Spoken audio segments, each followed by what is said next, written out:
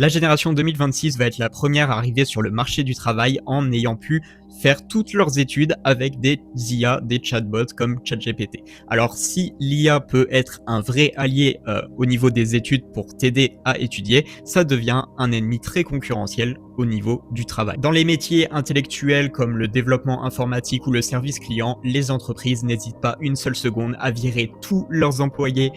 humains pour les remplacer par des IA pour pouvoir produire sans contrainte et à moindre coût. Par la même occasion, un article précise que 40% des applications professionnelles pourraient avoir intégrer des agents IA d'ici la fin de l'année contre seulement 5% en 2025. Et d'ailleurs, les premiers effets n'ont pas attendu à se montrer aux États-Unis parce que dans la tranche des 22 à 25 ans qui ont des métiers très exposés à l'IA ont vu leur taux d'emploi chuter de 10% depuis 2022 et ça peut aller jusqu'à 20% pour le développement logiciel. Et tout l'enjeu se trouve justement ici parce que non, il n'y aura pas que des perdants et les gagnants se trouveront sur ceux qui vont réussir à intégrer l'IA à leur travail ou alors à travailler sur des compétences qui ne sont pas automatisables par l'IA. Même si avec l'évolution ça va être compliqué d'en trouver. Donc de toute façon, que vous aimez l'IA ou pas, selon moi en tout cas, je pense que